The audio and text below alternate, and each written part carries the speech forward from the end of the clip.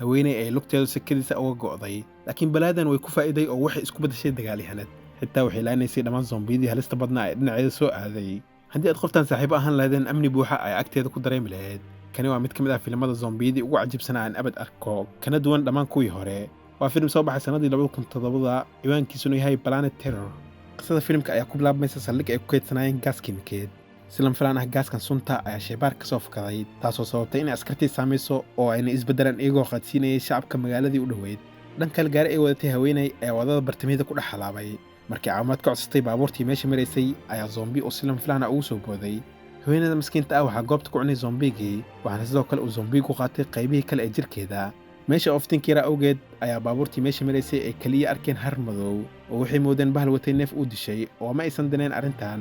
ilbiriqsigii xigtay si lama filaan ah ayaa zombi uu waddada bartamaheeda uga soo muuqday rey wuxuu mooday qof caadi ah oo si uu uga fogaado ayuu gaarigii wada leexiyey oo si lama filaan ah ay u rogmadeen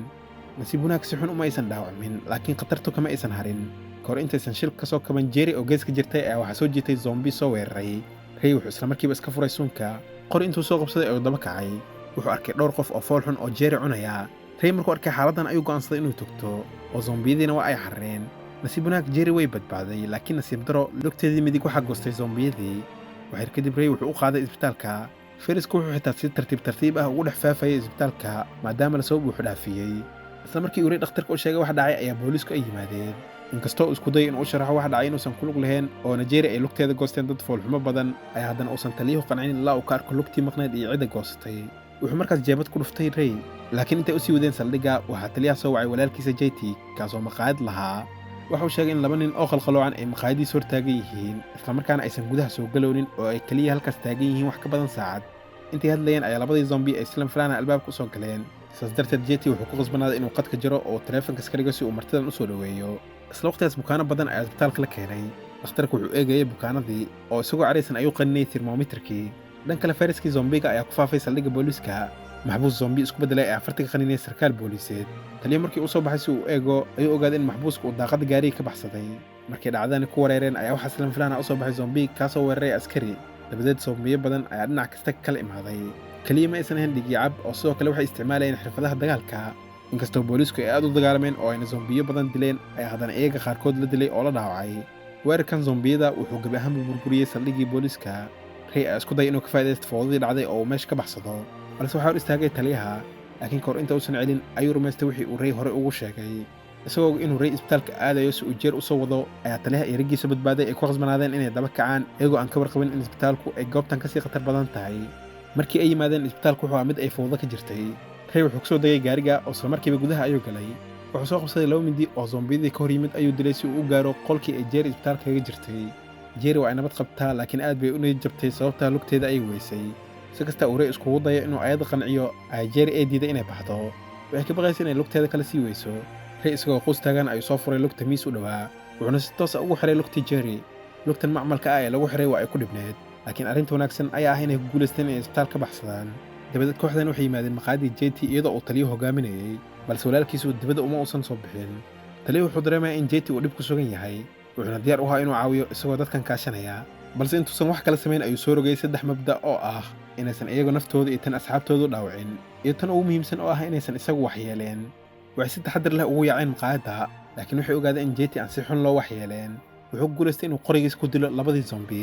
halkani ma ahan meel ay iyagu sii joogi karaan saas darteed waa inay helaan goob kale oo ammaan ah jt wuxuu markaas galay garaashkiisa oo wuxuu soo bixiyey mooto harli ah iyo gaari sportis laakiin markii ay wax walba diyaariyeen ayaa maqaayadda waxaa soo weeraray dad lugeynaya inkastoo taliyuhu uu ku celcelinaya mabda'iisa ayaa haddana waxaa isaga si qaldan u dhaawacay askari nacas ah wuxuu saraakiisha u sheegay inay qoryahooda siiyaan rey oo uuna dadka hogaamiyo waxaa soo baxday in rey uu ahaan jiray snaaber caan ka ah magaaladan oo wuxuu isla markiiba soo bandhigay xirfadiisa ah inuu 2 qori hal mar isla isticmaalo oo dadkiina waa ay la yaabeen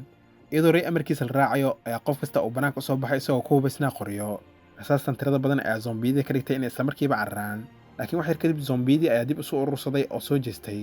ma jirin meel kale ay u baxsan karaan rey wuxuu ku qasbanaaday inuu hogaamiyo intii badbaaday si ay u baxsadaan laakiin ka hogaami ahaan isagii ayaa kursi waayey nasiib wanaag haweeney ayaa qaybta dambe ee gaarigeeda mooto ka soo bixisay ugu dambeyntiina kooxdan ayaa goobta ka dhaqaaqay iyagoo aan la kulmin khatartii zombiyada oo waa iswada raaceen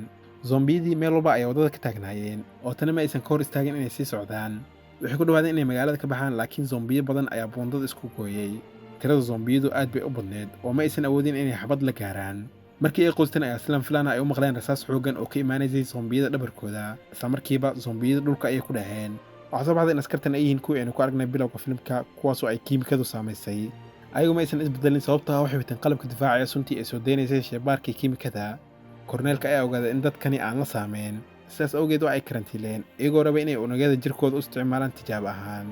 askari ayaa arkay in Jerry ay naafo tahay, isagoo damacsan inuu ka faa'iidaysto ayuu isla markiiba yimid qolkii Jerry. intuu ka haystay ayuu Jerry qori ugu hanjabay, wuxuuna u sheegay inay amarkiisa fuliso. markii tan u adkaysan weyday ayaa Jerry ee lugteedii alwaaxa ku laaday askarigii, waana ay u dhammaysay. askar kale ayaa diyaar u ahaa inuu saaxiibkiisa caawiyo, balse cirbad suucise ah ayaa boodada waxaa kaaga dhuftay kalkaalisa u dhoweed.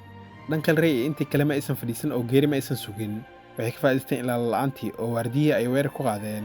Ray wuxuu ninkan ka qabsaday qoriga, laakiin JT ayaa caloosha lagu dhuftay. Ray wuxuu ku qasbanaaday inuu iska cabinta joojiyo, balse markuu uu waardiyuhu ku dhow yahay inuu qoriga qaato ayuu khiyaanay. kadib isla markiiba wuxuu aaday qolkii ay Jerry ku xirneed, wuxuuna Jerry lugteedii alwaaxa ugu bedelay qori otomaatig ah si ay u leyso askartan dulmiga badneed. waxyar kadib markay Jerry lugteeda kor u qaaday ayay qarxisay albaabkii, dabadeed intay hore u soo dhaqaaqday ayay xabad riday iyadoo lugteeda isticmaalaysa. dhowr askari ayaa isla markiiba dishay, kadib markii uu hubsiyey dhammaan dadkii badbaaday. Ray oo Jerry wada ayaa banaanka u soo baxay. Ray wuxuu kaliya kala wareejiyey mootadii, oo Jerryna waxay ka adeegatay nimankan iyadoo dhammaantood baabi'inaysa. intii badbaaday ay soo wadeen, laakiin waxaa saldhigga joogay ilaalo aad u badan, mana aysan fududayn in la baxsado. Jerry waxay mar kale go'aansatay inay askartan la tacaamusho, iyadoo la waalinaysa ammaantii uu Ray ku dulqubayay ayaa ay u yaacday dhankii rasaasta xooganeed ka socotay. iyadoo isticmaalaysa qaraxa qorigeeda ayay hawada gashay, waxay qarxisay goobtii oo dhan. kadib markii ay soo degtay haba yaraatee ma aysan argixin, oo waxay sii baabi'isay ilaalo badan oo aan la soo koobi karin. askartii kale waxay u yaaceen inay Jerry daba kacaan. Jerry waxay mar kale go'aansatay inay xirfadeeda soo bandhigto, iyadoo hor istaagtay baabuur oo qori weyn ku rakibnaa. waxay gaarigii ku dhuftay matoorka oo si fudud ayuu u qarxay, kadibna waxay u gambisay gantaal lagu soo tuuray. saas ay tahayna waa ay mashquulshay oo zombiya isku day inuu si qarsoodi u qaniino intay sii jeeday. nasiib wanaag Ray ayaa isla waqtigaas u soo baxay oo wuxuu dilay zombigii, laakiin askar kale ayaa isaga soo toogatay. intuu Jerry difaacayay, Ray wuxuu halis geliyey noloshiisa. iyadoo ay xaaladana jirto ayaa diyaaradii ay ku baxsan lahayn ay korkooda timid, waxay ku khasbanaatay inay Ray ka tagto iyadoo ilmeynaysa. dhammaan dadkii badbaaday waxay ku noolaayeen jasiirad ka fog zombiyada, oo Jerryna waxay cunug u dhashay Ray. ha ilowin inaad kanaalka subscribe saarto si aad noogu soo biirto tan muuqaalkan lamid ah aynu ku kulmayno. sidaas iyo nabadgelyo.